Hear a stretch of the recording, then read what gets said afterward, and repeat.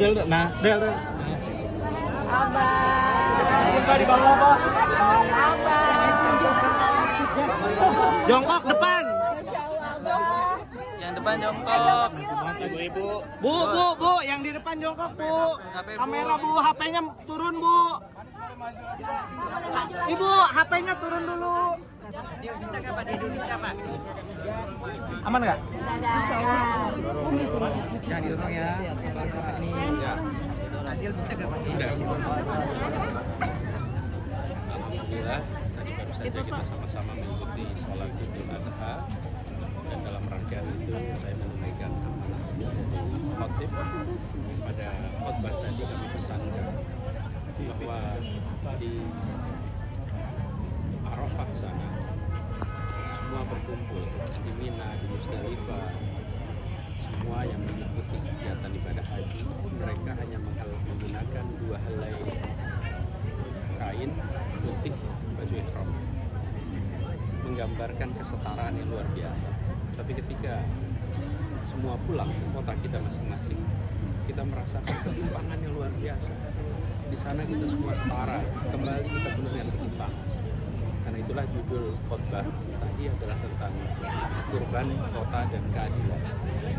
Karena kota mencerminkan peradaban, dan kondisi sebuah kota di mana di situ ada keadilan, maka itu menggambarkan peradaban yang sehat.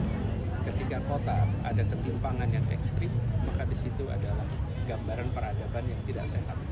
Karena itu panggilan lewat khotbah tadi adalah bagaimana kita menggunakan pesan dari peristiwa kurban yang dikerjakan oleh Nabi Ibrahim alaihissalam, mengorbankan anak Nabi Ismail alaihissalam, sesuatu yang amat ditunggu, amat dicintai, dan pengorbanan itu bukan untuk kepentingan pribadi, tapi demi ketaatan pada Allah, dan bentuknya adalah diberikan kambing yang merasakan manfaatnya oleh semua.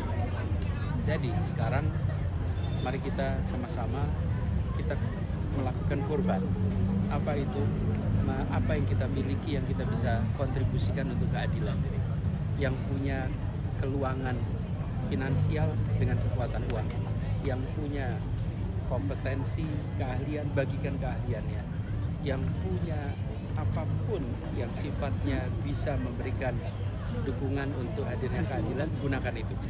Jadi ini khotbah tadi adalah panggilan untuk kita semua bergerak bersama di kota kita semua, tempat kita masing-masing, untuk mengorbankan yang kita sukai, yang kita miliki demi untuk hadirnya keadilan. Itulah pesan khotbah Idul Adha tadi. Indonesia udah adil belum? Kita masih punya PR besar. Tadi saya ilustrasikan ada ketimpangan yang seringkali ekstrim. Di satu sisi ada restoran yang sekali makan mungkin sama dengan gaji sebulan pekerja. Di sisi lain kita menyaksikan orang yang sangat sulit untuk mencari kehidupan. Ada yang sebelum subuh sudah jualan sayur, di jalan yang sama dilewati mobil mewah yang barangkali penghasilannya berlipat kali. Nah, saya tadi sampaikan, ketimpangan itu bukan sekedar takdir, ketimpangan itu adalah satu efek kebijakan yang diwariskan turun-temurun dan tidak pernah diselesaikan secara serius. Karena itulah sekarang sudah saatnya kita menyelesaikan soal ketimpangan yang ada di negeri kita, mulai dengan kota-kota kita. Gitu. Pak, tanggapan kemenangan timnas tadi malam, Pak? Ya Pak. Ya, ini dulu. Pak Anies kurban berapa ekor? Kami selalu kurban di tempat-tempat yang menjadi tempat kami. Satu di rumah kami, di lingkungan rumah, di lingkungan rumah kami di Jogja, dan juga di Kuningan. Kemudian ada beberapa lokasi lain yang memang di situ sudah lama berkomunikasi membutuhkan. Itu aja. Pak Anies, momen apa sih yang paling ditunggu setiap Lebaran khususnya Idul Adha? Pertama adalah momen kumpul, kemudian yang kedua tentu momen peristiwa kegiatan pemotongan sapi, kambing yang itu nanti dibagikan, dan semoga bukan hanya daging dan makanan yang diberikan, tapi mari kita sama-sama korbankan yang kita miliki, kita cintai untuk hadiah. Kalau tahun ini rencana Pak Anies mau motong hewan kurban di mana Pak? Kalau tahun kemarin kan di Lebak Bulus tuh. Iya, ini insya Allah besok di Lebak Bulus. Karena pemotongannya besok baru mulai hari Sabtu. Anies mungkin mau dari Kuningan. Coba udah mau pulang ya. Anies terkait orang Kuningan saya ada keputusan MK yang soal harusnya digratiskan untuk swasta juga. Anies pandangannya seperti apa? Saya dari dulu kan selalu menyampaikan pada prinsipnya kesetaraan kesempatan.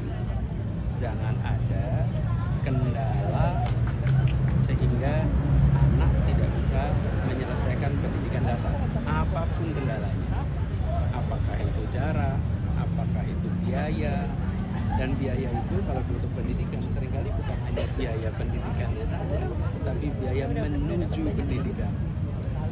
Karena buat keluarga anak 3, kalau lokasi pendidikan beda-beda itu semua pakai kendaraan tuh kalau pagi, biaya transportasi, jadi unsur biaya itu ada banyak. Dan karena itulah akses itu salah satunya adalah biaya pendidikan. Kita harus setarakan akses, itu salah satu hal yang paling kami sampaikan.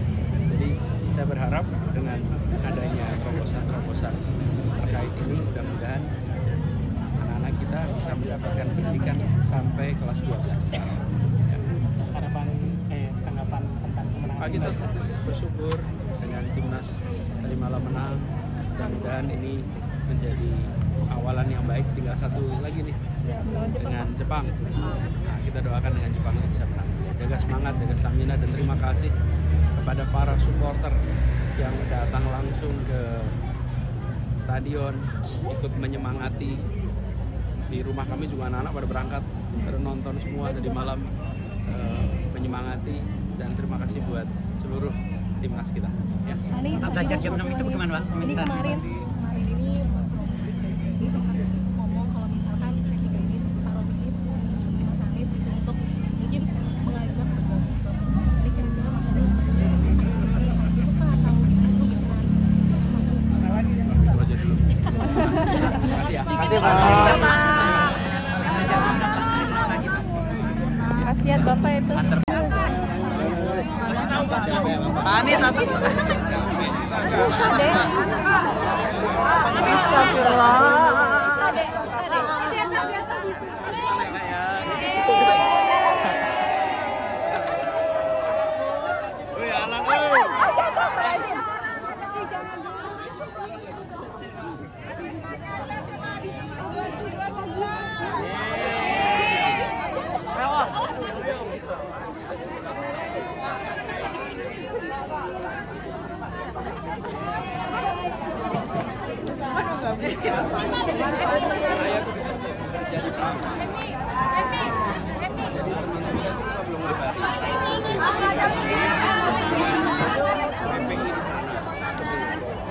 Mereka itu bilang, saya lupa mengenai mereka mengontak kita, mereka bilang ini masa-masa mereka mau ujian. Jadi mereka usulnya bulan Agustus saja. Karena kalau bulan Agustus itu awal semester, jadi mereka merasa lebih siap. Karena mereka ingin sertifikat. Oh gitu? Iya. Jadi kalau kemarin mereka bilang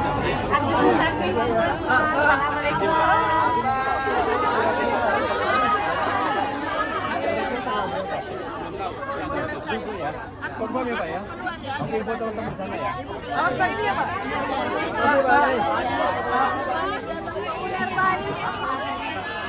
Bah, pesan untuk Munara, Bah. Bah, pesan untuk Erlangga, Bah. Pesan untuk Unair. Pesan untuk Unair. Makasih ya, Bah.